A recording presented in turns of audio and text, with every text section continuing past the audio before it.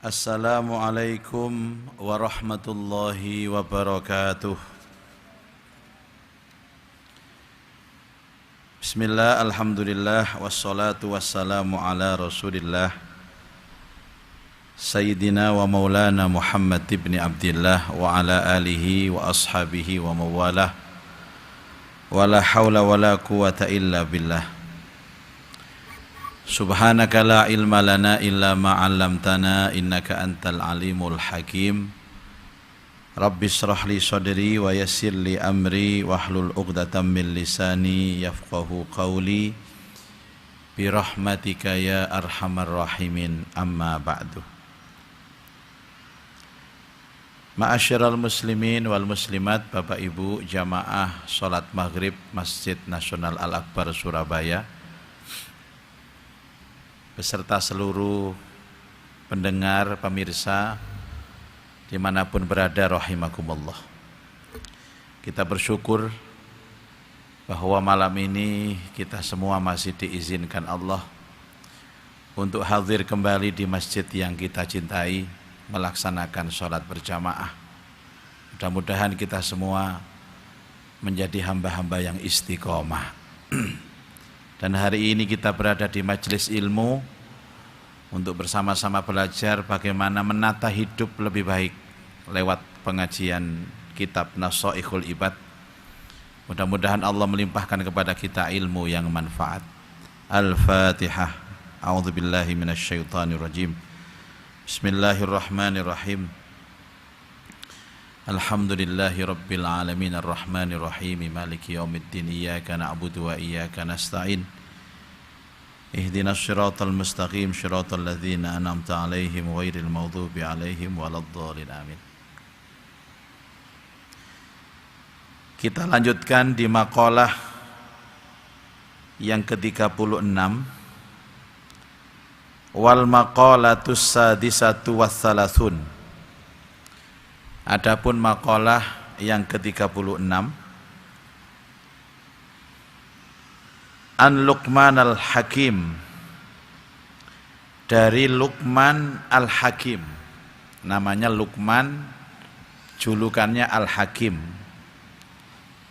karena setiap untaian kata yang diucapkan mengandung hikmah, maka dijuluki al-Hakim. Siapa sebenarnya Luqman ini, Bapak Ibu? Kok begitu viral sampai ada satu ayat atau satu surah di Quran itu yang dinamakan surah Luqman. Surah Luqman. Jadi Luqman ini sebagian ulama mengatakan adalah nabi, tapi tidak termasuk 25 nabi.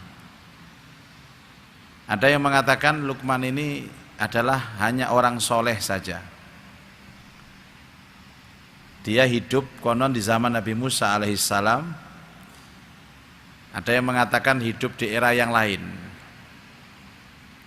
Di Iskandaria, Alexandria, itu ada makom namanya makom Luqman al-Hakim. Itu juga disinyalir adalah makamnya Luqman ini. Saya pernah 6 kali ke sana, Pak. Ziarah ke Luqman ini 6 kali.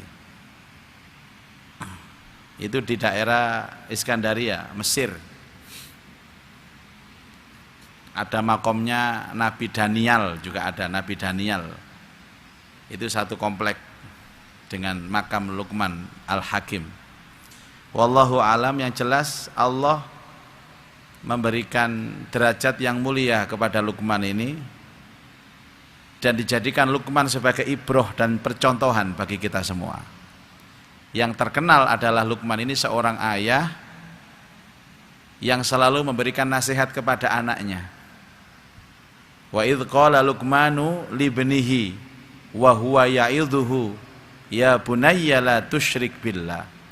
Ingatlah ketika Luqman memberikan nasihat kepada putranya, ya bunayya, hai anakku yang aku cintai, la tusyrik billah, janganlah kamu berbuat syirik kepada Allah. Itu salah satu ayat yang ada dalam surah Luqman. Nasihatnya banyak, Pak, tentang syirik, tentang orang tua, tentang bagaimana menjaga sholat, tentang hidup, jangan sombong, jangan congkak, itu ada dalam surat Luqman. Nah, dalam kitab ini juga diambil tentang bagaimana nasihat Luqman kepada anaknya. Annahu, sesungguhnya Luqman, makanya banyak ya sekarang anak-anak ini namanya Luqman ya. Luqman Al-Hakim, Luqmanul Hakim gitu. Sesungguhnya Luqman qala, telah berkata. Siapa Luqman? Berkata kepada siapa? Libnihi, kepada anaknya, anak laki-lakinya. Ya bunayya, wahai anakku. Jadi ada kalimat bahasa Arab itu kalau hanya anakku saja itu ya ibni, itu anakku saja. Kalau ya bunayya itu anakku yang aku cintai. Jadi ada kandungan makna begitu. Kalau panjenengan manggil anaknya itu sayang, itu ya bunayya. Tole, tole. Jadi orang Jawa tole. Jadi orang Madura cong, rene cong. Bahasa Arabnya ya bunayya. Hampir semua kalimat Nabi kepada anaknya itu pakai ya bunayya.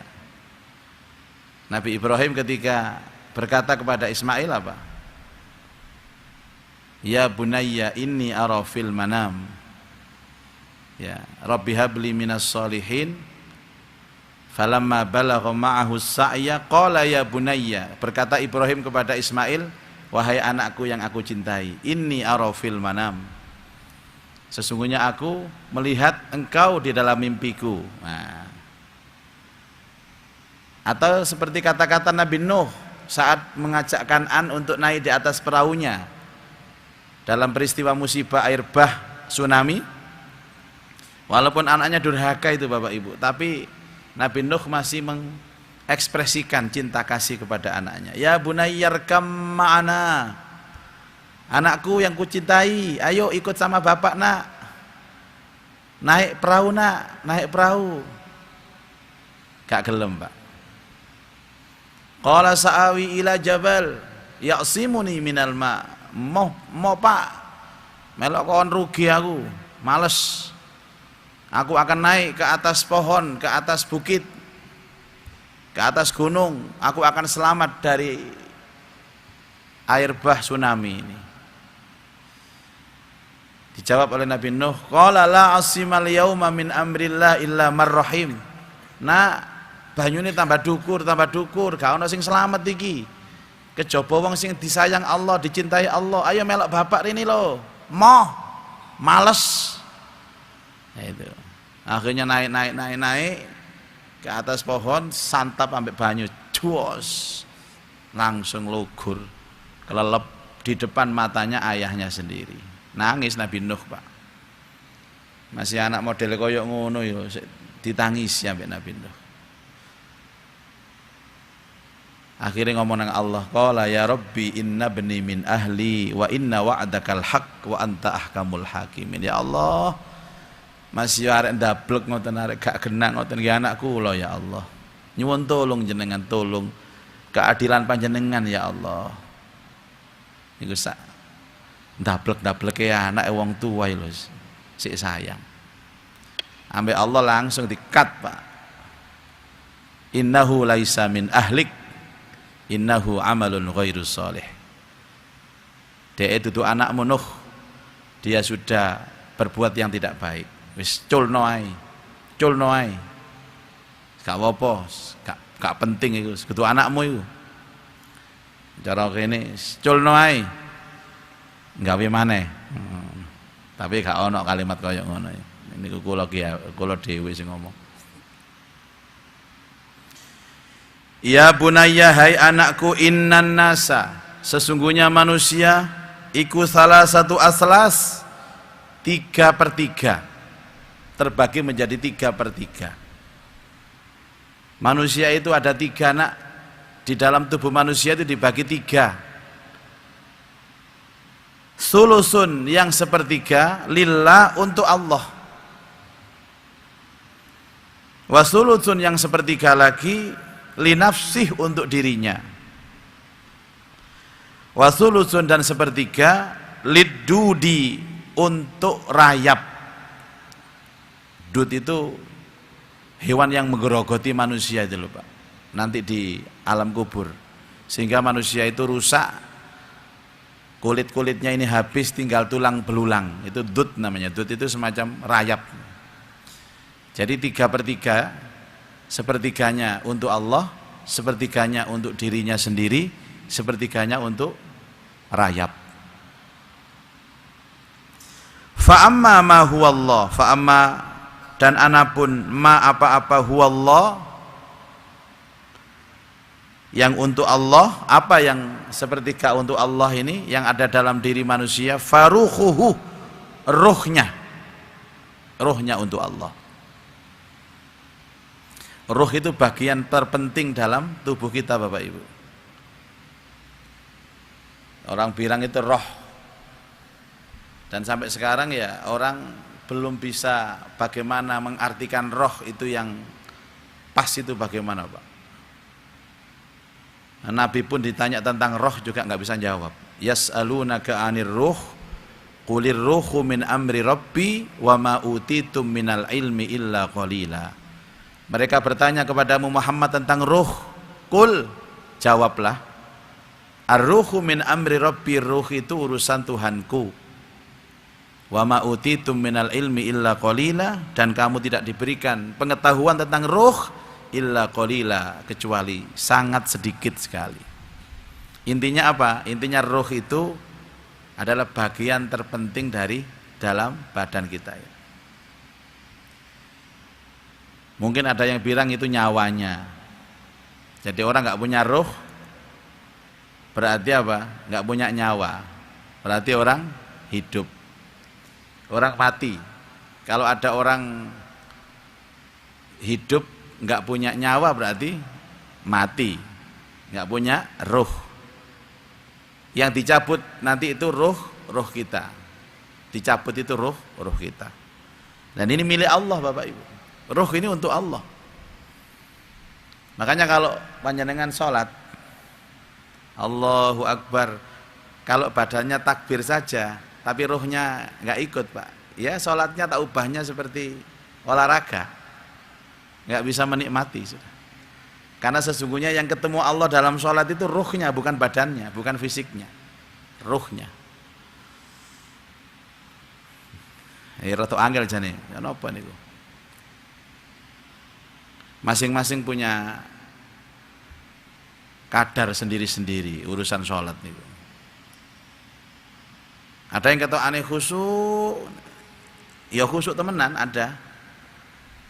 Ada yang kata aneh rada gak khusyuk tapi khusyuk. Ana sing kata aneh gak khusyuk, khusyuk. Ana sing kata aneh gak khusyuk ya gak khusyuk. Kaya aneh sing jamaah iki ya kata aneh gak khusyuk temenan. Makanya begini Bapak Ibu. Setiap kali ibadah itu kan kita disuruh berdoa supaya Allah menerima ibadah kita itu.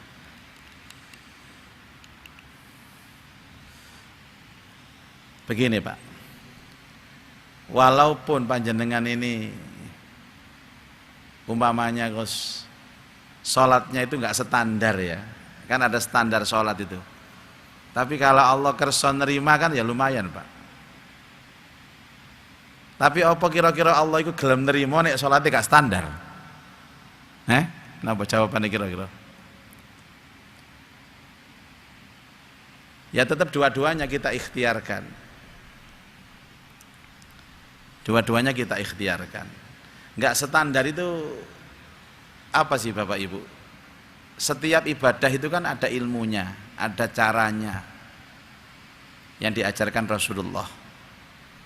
Makanya kalau orang ibadat caranya tidak mengikuti ini, ya otomatis tertolak. Lah kalau tertolak ya Allah nggak mau nerima.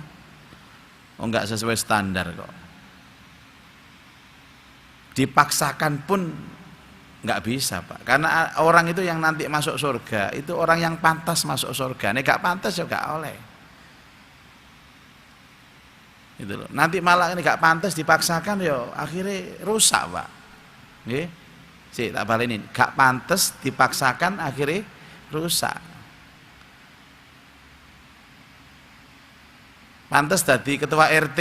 Ini gak pantes ya ojo rek, gak pantes kok. Gak standar kok dipaksa jadi ketua RT ya. Akhirnya RT ini ruwet kok, rusak. Masing-masing punya standar. Bojo nggih ngoten, Pak. Makanya Allah itu menjodohkan yang baik itu ya standar gitu loh. Sampean misalnya ngapunten nggih, bayarannya saulan itu 3 juta. Ndelek bojo ketemu jodoh, mbok biayai iku kanggo skincare iku Pak, perawatan iku 10 juta saulan. Ya dilu ae bunuh diri sampean. Nah ya napa enggak standar anjene.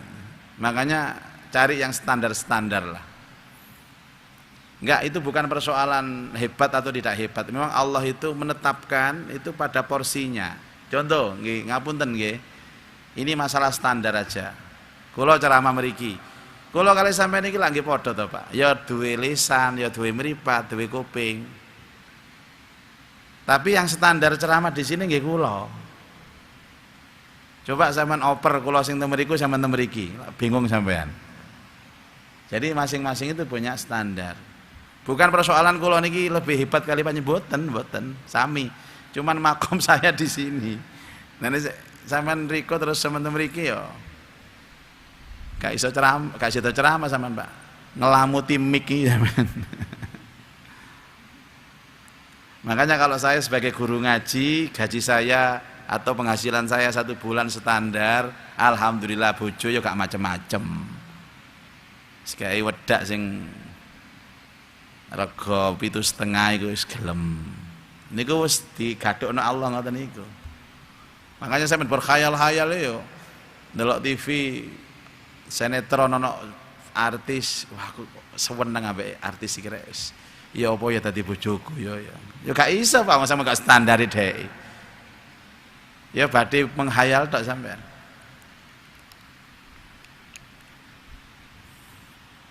Oke.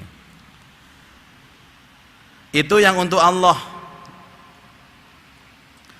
Fahuwa maka dia ruh itu rajiun kembali lillahi ta'ala kepada Allah ta'ala.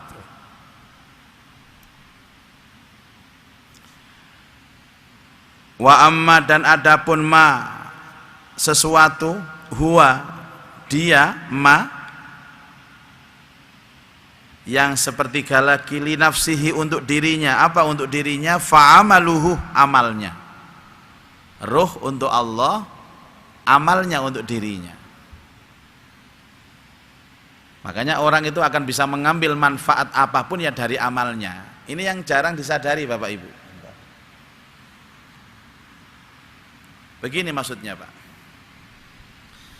Tiang niku sajane nek dipikir niku mesti ridho dengan amalnya sendiri. Contoh, saya bekerja dan saya mendapatkan hasil dari pekerjaan saya. Nek pekerjaane panjenengan niku cocok kali hasile, niku mesti pas, Pak. Mesti pas. Umpami nggih, umpami ana sing gak pas. Enten tiang kuli. Kuli niku standare, Pak. Kan enten standar. Standarane kuli niku bayarane sediten misale 1.000, misale nggih 1.000. Terus moro-moro enten sebuah perusahaan yang kemudian menawarkan pekerjaan kuli dengan gaji sehari itu 100 juta. Kira-kira ya apa Pak? Kira-kira Pak? Akan berhenti dunia ini kalau caranya begitu. Rebutan Pak. Akhirnya gak karu-karuan. Jari kuli ini ya seneng Pak, jari liyane ya bingung. Itu namanya gak kelop. Makanya begini, setiap orang menerima sesuatu itu dari apa yang dilakukannya sendiri, porsinya sendiri-sendiri. Kul kullu ya'malu ala syakilati. Setiap semuanya itu akan berbuat dengan kemampuannya sendiri. Wa allaisal lil insani illa ma sa'a. Tidaklah manusia itu akan mendapatkan sesuatu berdasarkan pekerjaannya, amalnya sendiri. Lah sampean gak nyambut gawe njaluk enak. Utawa ngoten niku Pak, stres dia. Stres. Sing paling enak iku nyambut gawe temenan, mendapatkan gaji dan porsi gajinya itu persis dengan apa yang dia lakukan iku enak sampean. Enak. Nek terlalu jeglek mboten enak. Misale penggaweane gedhu terus bayarane titik ya gak enak. Terus penggaweane santai, bayarannya akeh. Nggih mboten enak. Ayo sampeyan titeni wong sing santai-santai bayarannya akeh lho. Stres, Pak. Ketokane enak ngoten lho. Enak rek lungguh-lungguh tok bayarane akeh. Gak enak sampean. Saking sampean gak pengalaman ngono iku apa? Sampeyan iki lak pengalamane soro tapi gak tapek akeh bayarane kan ngono. Saya banyak teman-teman direktur itu justru kepingin seperti kuli-kuli yang rekoso kerjane. Pokoknya klop niku enak. Maka jangan sampai kita ini menuntut Allah dengan sesuatu yang tidak pernah kita lakukan, menuntut pahala yang tidak pernah kita lakukan. Gak tahu nyambut gawe oleh anu. Maka amal itu kembali kepada dirinya. Fahuwa, maka amal itu rojiun kembali li nafsihi kepada dirinya bin naf'i dengan manfaatnya wal idhrari dan muadaratnya dan bahayanya. Ngeten mawon pun gampang-gampangan. Nek panjenengan ngalami sakit, kula niki sing paling sering bermasalah niku nek injing, Pak. Tangi turu mesti weteng niki lara. Katingi mami wis bingung langsung balik teng kamar mandi karena perut sakit. Sing paling sering niku, Pak. Dan sudah berkali-kali diingatkan Allah sing ndewablek kula niki. Tak iling-iling aku mah bengi nglakoni apa, mangan apa, mesti ketemu. Tidak akan terjadi perut sakit di waktu subuh kalau malamnya kita enggak macam-macam. Ngono ae lho. Ayo sampeyan diteni. Tidak ada terjadi sesuatu yang manfaat kecuali itu timbul dari diri kita sendiri, dan tidak ada terjadi sesuatu yang muadzarat kecuali timbul dari diri kita sendiri. Makanya wong nyalano wong iku salah alamat. Loro nyalano aku loro weteng gara-gara koni. Ya apa hubungane? Wong koni urusane dhewe, aku urusane dhewe. Biasanya itu bahasa-bahasa orang yang napa Pak Bu, tidak mau tanggung jawab pun itu. Dudu urusanku. Termasuk anak Bapak Ibu. Anak ini kan melekat kepada orang tuanya. Kalau ada sesuatu terjadi kepada anak itu pasti karena orang tuanya. Anak ndablek disalah-salahno, padahal sumber ndableke ya wong tuane dhewe. Itu amal. Wa amma dan adapun ma apa-apa huwa dia liddud yang sepertiga lagi untuk rayap. Apa untuk rayap? Fajismuh, maka fisiknya, badannya, dohirnya. Fahuwa, dan fisik itu, badan itu makulun, akan dimakan lid adud oleh rayap. Jadi ada tiga Bapak Ibu, ruh kita untuk Allah, amal kita untuk diri kita sendiri, fisik kita, badan kita itu untuk rayap. Kula niki termasuk wong sing memperbolehkan selfie. Kan enten wong niku ustaz kiai wis haram selfie haram. Lah apa Kak? Haram iku nek pancene HP-ne gak ono kamerae. Lah sakniki logika yo HP ono kamerae. Ono videone. Ini gak digawe lek yo mubadzir, Pak. Justru mubadzir itu dosa. Selfie wajib. Selfie sunnah. Selfie bisa haram. Tapi bukan haram total, enggak. Tergantung niatnya apa, tergantung tujuannya apa. Karena itu sesuatu yang baru. Kalau dalam fikih namanya kontemporer. Kalau urusan yang baru itu hukumnya mubah, tinggal bagaimana kita menggunakannya. Ya kemarin ada polemik Bapak Ibu. Ini kan polemik kita ini lagi boikot produk Israel kan ya. Itu bagus lah, namanya perjuangan itu bagus. Tapi ya memang tidak bisa sempurna, Pak. Minuman yang produk Amerika Israel diboikot, makanan diboikot, baju-baju boikot. Tapi apa? YouTube iku wae kono, Pak. Ayo boikoten. Facebook boikoten. Tidak bisa sempurna kita itu. Akhirnya gara-gara kita memboikot produk mereka, ya produk kita diboikot sama mereka, Pak. Contohnya kok gado-gado, tahu tek, ya, ayam geprek itu diboikot sampai Israel saiki. Aneh. Ya tapi itu bagian dari perjuangan. Masih bisa diboikot kabeh ngono, dadi kiamat sampean. Internet, siapa yang pertama kali memunculkan internet itu? Orang Islam, orang Indonesia, boten. Ya mereka, Israel, Yahudi itu. Kita setiap hari masuk ke Google. Siapa yang punya Google itu? Islam, Indonesia. Enggak. Indonesia itu ya mek ikut tok, Pak, ya sing cangkruan nang warung kopi ku Indonesia itu. Artinya kalau memang boikot secara keseluruhan ya sudah tidak ada lagi hidup ini. Karena semuanya adalah teknologi. Dan kita tidak bisa lepas dari teknologi. Baik, ini nasihat Luqman kepada anaknya tentang bahwa manusia itu dibagi tiga, ruhnya untuk Allah, kemudian amalnya untuk dirinya, jasadnya untuk hewan atau rayap. Nah ini apa sih pelajarannya Bapak Ibu? Terus kita ini bagaimana Pak? Yang kita hidupkan apanya? Yang kita pikirkan lebih-lebih itu apanya Pak? Ya ruhnya Pak, ruhnya itu kembali kepada Allah Pak. Atau amalnya juga, atau fisiknya. Tapi banyak orang yang mengabaikan ruh dan amal tapi belani fisik. Lo fisik lo Pak, misalnya sampean ya saat ini olahragawan, wis pokoknya dirawat temenan iki fisiknya iki. Olahraga itu masya Allah, esok sore olahraga sampai awake apik prokol-prokol ngoten niku, atletis. Tapi nanti mati ya dipangan rayap Pak sing atletis itu.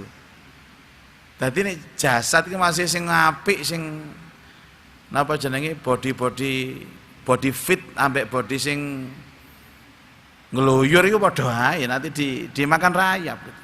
Maksudnya itu kalau memang kita memperhatikan urusan fisik, urusan penampilan zahir, tapi jangan lupa ada yang lebih penting dari itu, yakni ruhnya dan amalnya. Wallahu a'lam bishawab. Sampai di sini masih ada waktu cukup panjang untuk kita berdiskusi. Langsung diambil oleh Pak Yahya. Mas Agung, Agung, minta tolong ya, ngedarkan mikrofon. Niki benar Mas Agung. Niki Pak petugas.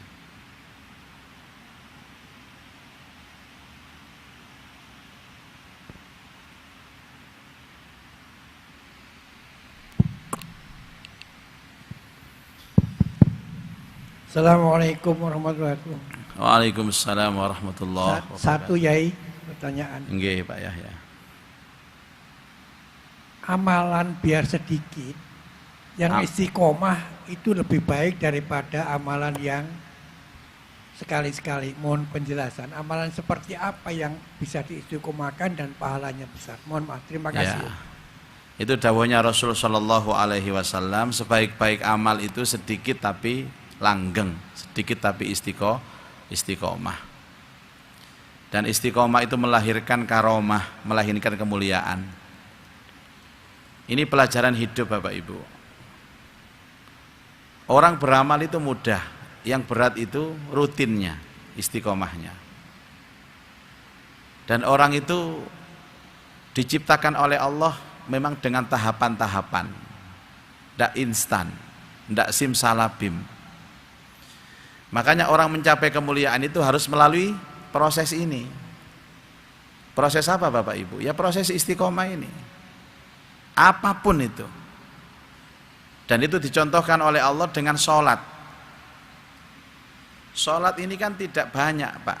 Subuh hanya 2 rakaat, nanti zuhur 4 rakaat, asar lagi 4 rakaat, maghrib 3, nanti isya 4 rakaat. Ini kini cara hitungan ringan. Tapi berapa banyak orang yang mampu menjaga yang ringan ini dilakukan secara rutin. Kenapa Allah tidak langsung sehari subuhnya langsung 100 rakaat, nanti 3 bulan tidak subuhan lagi? Tidak bisa. Ini prinsip hidup, ini rumus hidup. Dan mulia itu hanya diperoleh dengan istiqomah.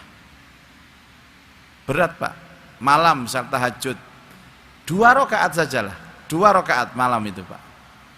Tapi rutinkan. Ini enggak, kalau sudah malam 27 itu langsung 50 rakaat. Baru ngono gak sholat mana, enggak bisa. Terus saya jamin begini. Orang-orang itu kalau istiqomah Pak, nanti tuanya enak. Kalau masih muda ini sudah terbiasa istiqomah, tuanya itu enak. Artinya apa yang sudah dia lakukan secara rutin, terus menerus, lumintu, itu nanti akan berefek ketika dia tua, enak. Mungkin ada yang pernah ngomong begini, kula niki Pak, angger jam kali niku mesti tangi. Enten nggih, wong ngomong ngoten. Kirangan jam 2 mesti tangi kula. Saya yakin orang ini sudah melatih fisiknya itu untuk bangun jam 2.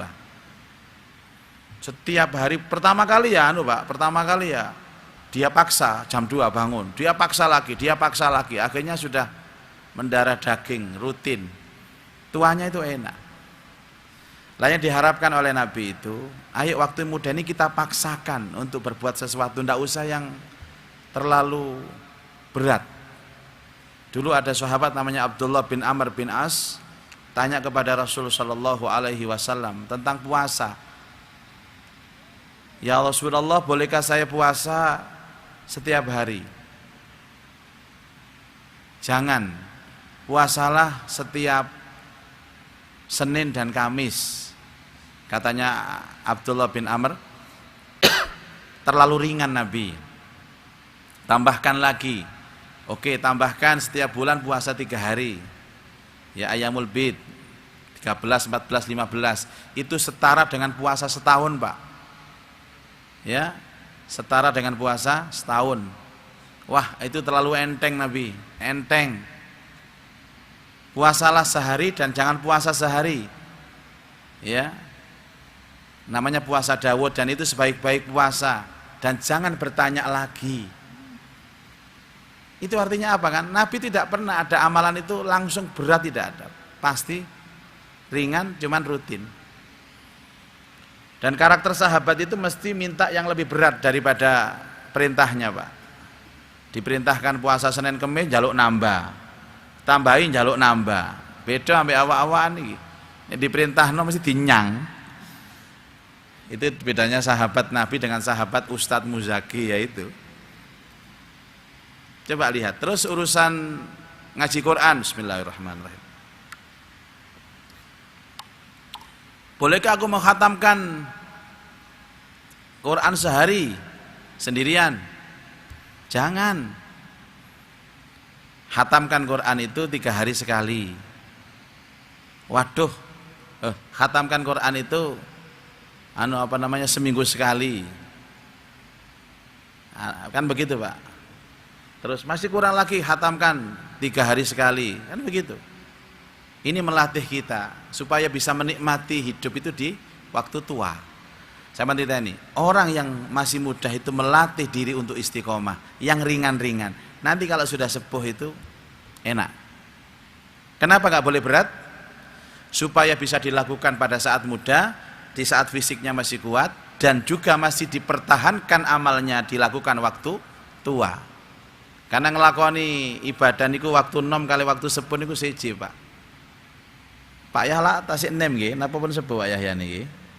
Karena beliau mulai muda ini sudah melatih untuk berjamaah, ini enteng Pak. Tapi ingat, ada orang yang memulai merintis amal itu sejak tua.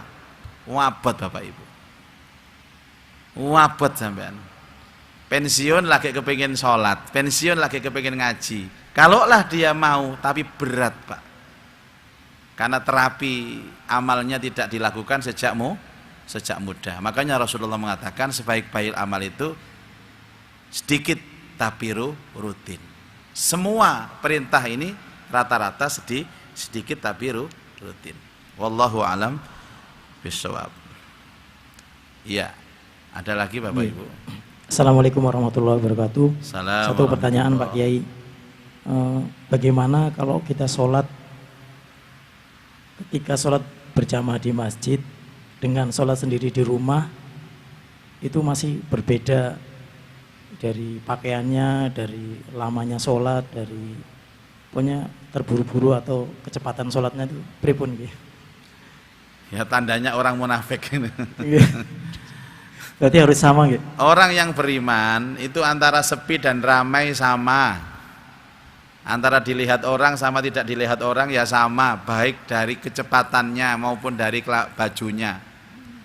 Kadang-kadang wong-wong aku nang masjid rapi koyo ngene iki nang masjid. Wae baju api. Nang omah iku gawe kaos oblong sing ketok kelek ini lho Pak. Alah kalau sing delok ae. Lah sampeyan iki gak percaya Allah itu melihat kita. Ya. Makanya ada orang berinfak fis-sarra wad-dharra, fis-sirri wal alaniyah, kan ibadah gitu. Beribadah di saat saya lapang, sempit tetap bersedekah. Porsi sedekahnya juga sama. Terus ibadah sholat fis-sirri wal alan, antara rahasia dengan banyak orang juga sama. Ono sing jamaah iku ngeten iki Pak, bareng wong akeh takbire ditoto temenan. Allah. Iki wong akeh. Nek nang omah, Allahu Akbar. Iki sing guyu-guyu ketokane ya pengalaman. Mboten kantuk Pak ngoten niku.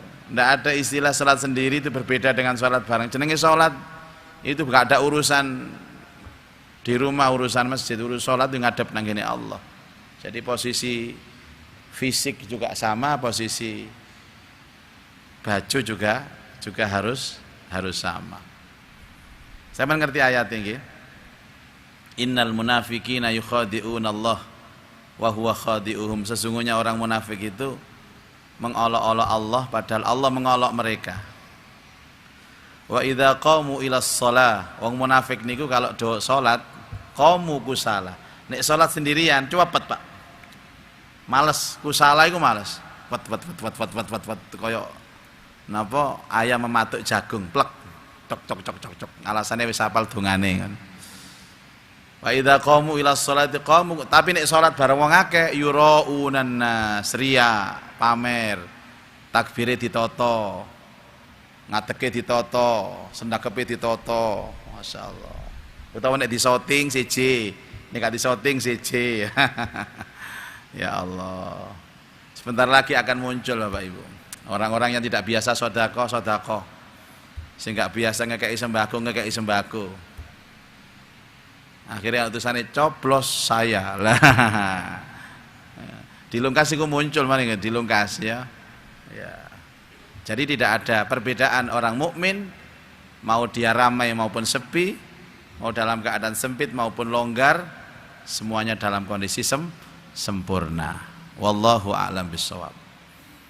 Berikutnya ada lagi Bapak Ibu, masih ada waktu pinten niki?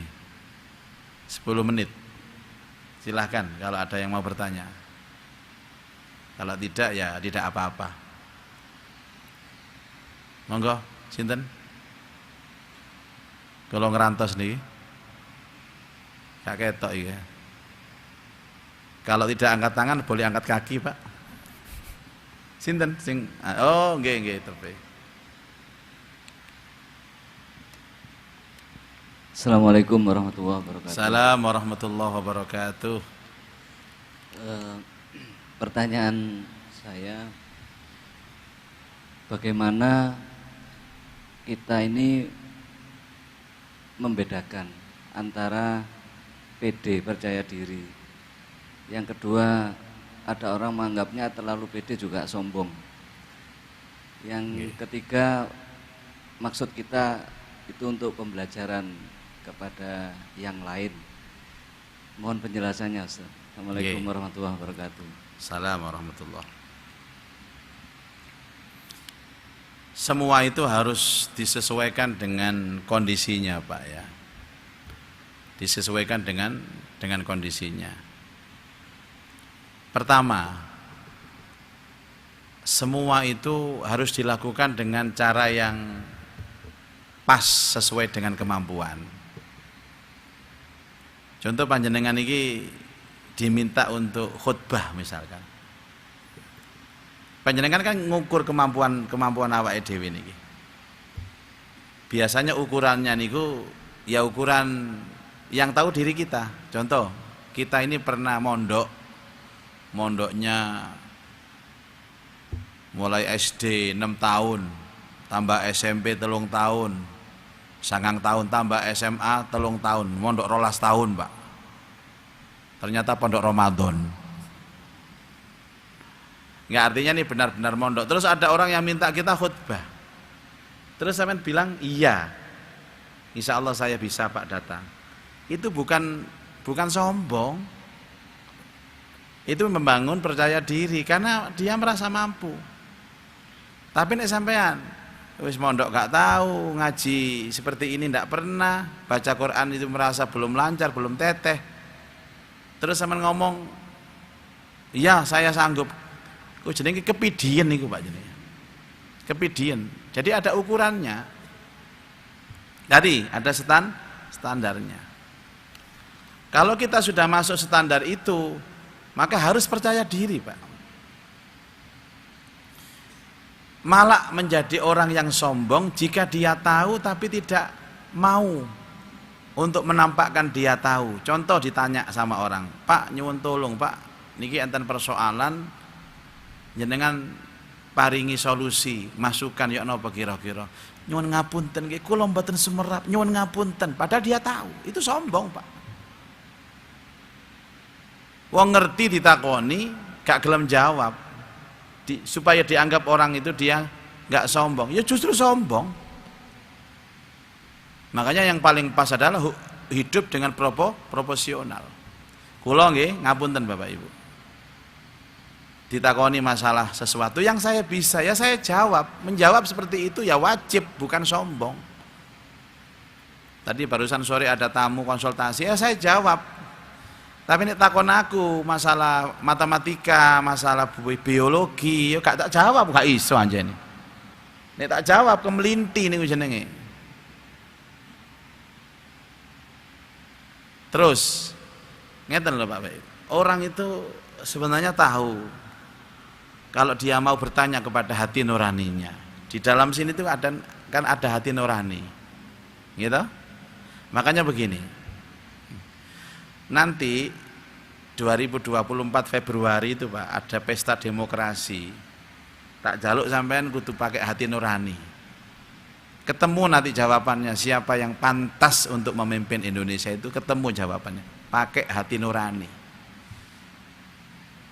Ojo titit-titit kayak beras we condong mrono.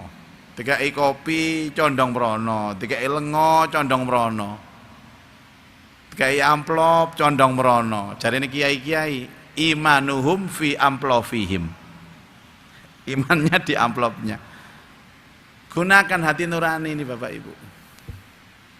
Kula niki nek hati nurani saya mengatakan, Muzaki kamu nggak pantas berceramah di sini. Nggih kula mboten purun, Pak. Tapi dalam standar, oh ini kewajiban saya menyampaikan dan insya Allah saya punya kemampuan, saya mau. Wis, tidak akan ada lagi percaya diri yang berlebih-lebihan dan tidak ada kesombongan. Si umpamane nggih, gara-gara sampean kepingin tenar, gara-gara kepingin viral, gara-gara kepingin urip rada enak, sampean gak pantas dengan jabatan itu, terus sampean terima. Sengsara sampean, temen sengsara. Aku iki gak pantes rek dicalokno iki gak pantes. Terus sampean akhirnya karena syahwat kalah mbek kepinginan mau, kepingin enak, akhirnya gelem, terpaksa harus menjalani itu. Sengsara sampean. Akhirnya kon pidato gak iso.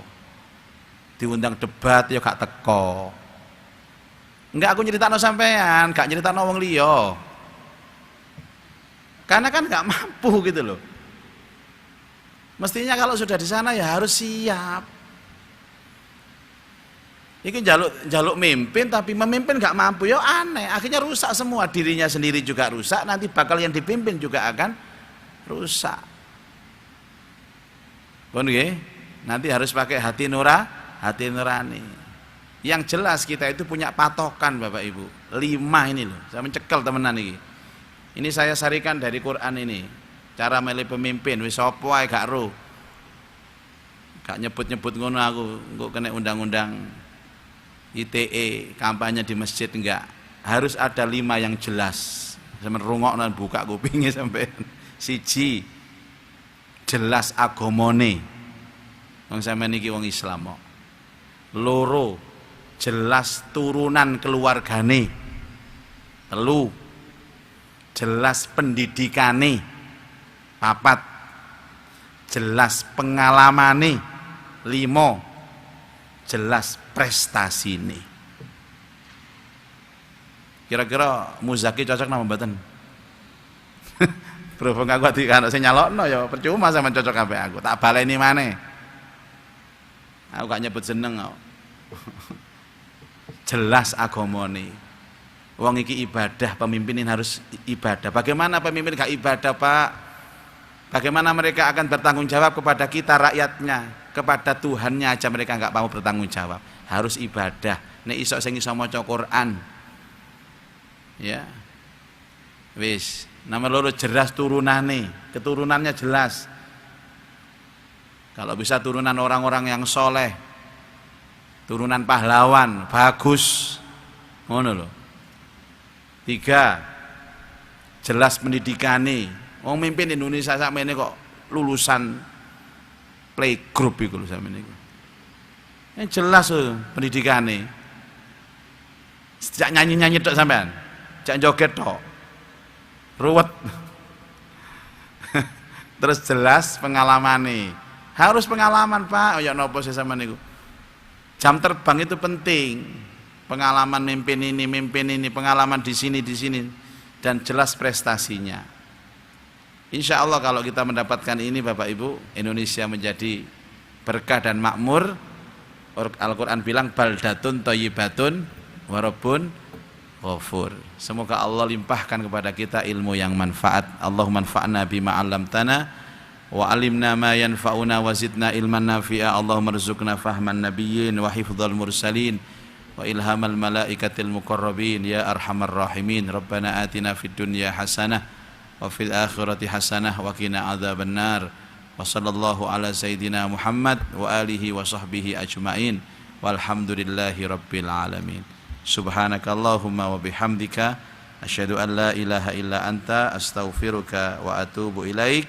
Assalamualaikum warahmatullahi wabarakatuh.